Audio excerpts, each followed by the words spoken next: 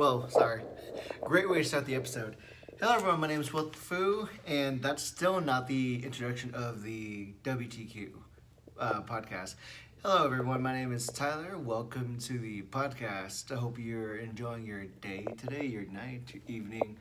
This is being recorded on a Friday night, Saturday morning. How are you doing? This is not this is not how I'm normally supposed to start the podcast, but hope you're having a good time. I had a pretty good day. In the meantime, I went to the gym and I felt like I had a low energy going into the gym, but I definitely enjoyed the idea that like I had a structure and I knew what I wanted to do. I I think I did a good job at the gym before coming into work, and I have enough healthy snackaroos to help me get through the day. So I need to make sure that after this recording, I have to make sure to drink enough water, have my foods, and just unwind as I listen to more podcasts, other podcasts on the streaming services on either YouTube or Spotify or Anchor. And yeah. And if you want to see these video first podcasts, go ahead and go to YouTube.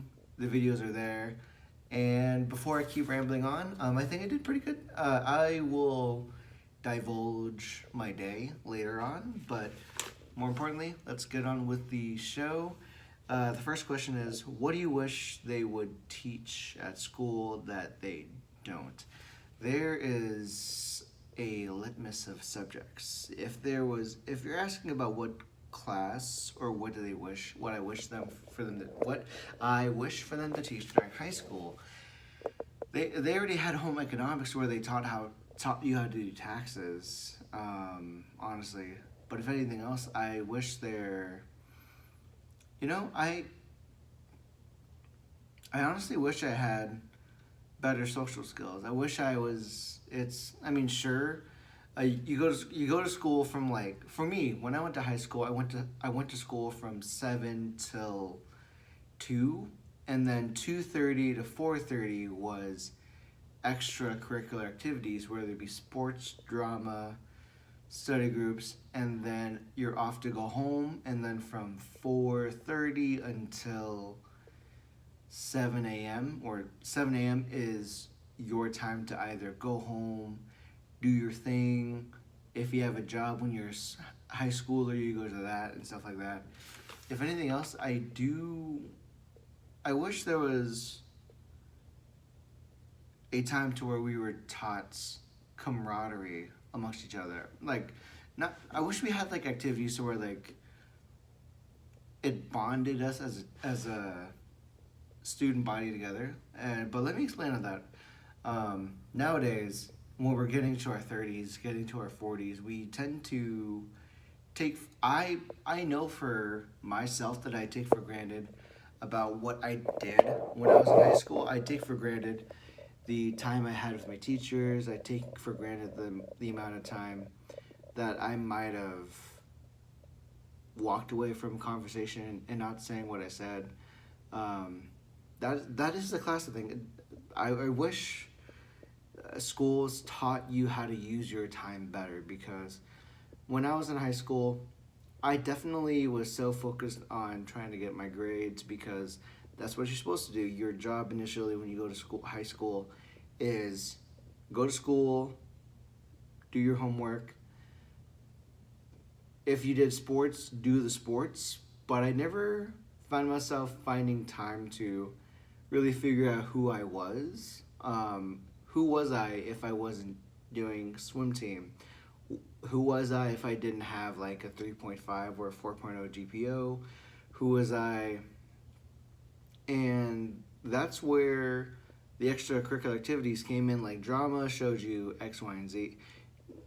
Drama can teach you a lot of things about yourself because of the roles you wear. Sports is a thing because it can show you like if you have that talent in that sport. So definitely they do have activities to where they show you who you are. But I think what I'm trying to reach at is the courage. I wish there was time give to implement courage to kids to where they don't have to be in their circle. They don't have to be within their niche. 2009, 2011 was a weird time to where people were discovering their sexualities, but they didn't know the word for it, and they didn't want to be bullied for it too. There is a lack of confidence and a lack of courage to identify yourself and to fill in the role that you felt like you were meant to be a part of. And so sometimes there'd be a situation where you realize yourself maybe too late in your life.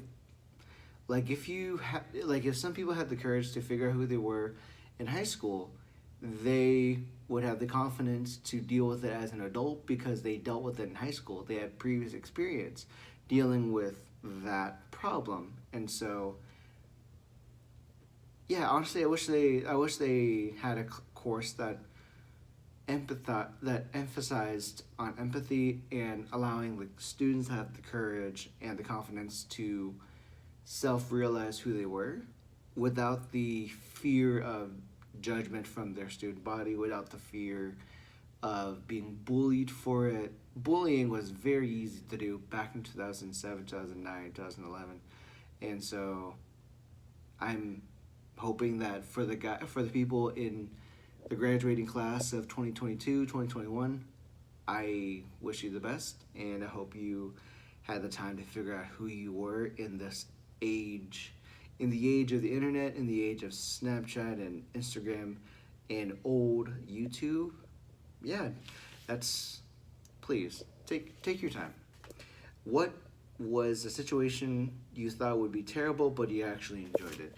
I honestly, that's probably like it's probably copping me out to where I think in the beginning of high school, I was trying to get into not only just high school. I had two separate attempts on trying to get into the wrestling team because I thought it'd be cool, and it's technically martial arts, so I was on the whole high of martial arts because of Bruce Lee and like action movies, if you will. So I thought I'd be a cool guy if I did wrestling, right?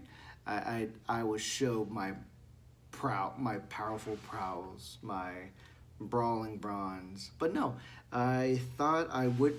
So that's where swimming came into my life. Swimming came into my life in 2008 when I was a freshman, I believe. Wait, 2007, 2008, 2008, 2009. Yeah, 2007, 2008 was when I did the swim team for the first time. I wouldn't say I assumed a terrible time, but I knew for a fact that I was in my brother's shadow because he was the captain of the team, and I knew I had the ability to swim, but I didn't think I would enjoy it. And I would have enjoyed it until doing the sport for 3 months, 4 months, and yeah, I really enjoyed doing sports and doing the sport of swim and dive, and I did that for 4 years in high school. During the 4 years in high school doing the sport, I really was looking for schools that did aquatics as a extracurricular for college. I loved it to the point of wanting it to do in college. The only issue was it was in the Mideast, and without any direction of what I wanted to do for school, I couldn't really apply for the school without knowing, like, hey, I'm just going to go here for associates in science, or I'm going to go here for like an associate's or a major in bio. I didn't know what actual thing I wanted to do, so that didn't help my case when I tried to suggest me going out of state. My mother specifically did not want me to go out of state of for education, so that was kind of shot down. But again, like I said, I enjoyed swimming a lot more than I thought I would have. And I had a career in teaching aquatics for 6 years. I don't regret it. I enjoy the teaching aspects from it. And let's move on. The last question for today is, how much money would you need in the bank to feel comfortable to retire today? That is a fun question because Um, there is I don't think I need a lot, because even if I said $1 billion or $1 million, there is a I forget what the concept is called, but there's a return deficit in happiness, where if you had more money, if you had this much money, that would make life so much easier. And then if you had more than just the bare minimum, then if you had more than the ideal, then that's excess. Then you lose ideas on how to spend the money. You lose interest in other things. So you end up like having bad habits like gambling or buying Ferraris or mansions or Lambos or private jets. Don't really satisfy you. It's really cool if you have your own personal plane. It's really cool if you have a high performance car that is movie quality. But ultimately, if I would probably say, I'd probably say 500,000. $500,000 would be a good start to feel. No, I would say $1 million.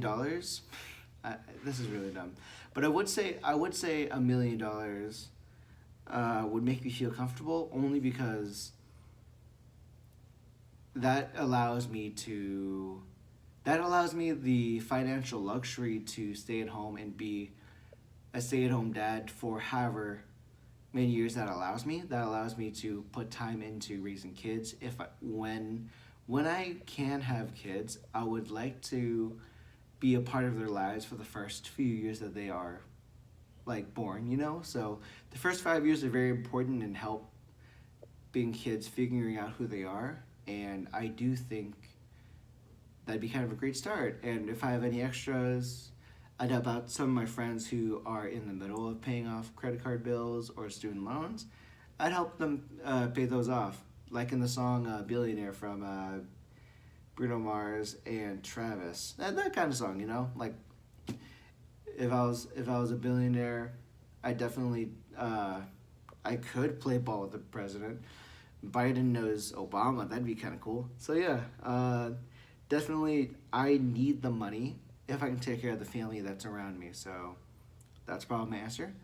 And that is it for the show. Thank you guys so much for watching. Hope you enjoyed the show. If you liked it, please consider following on social media.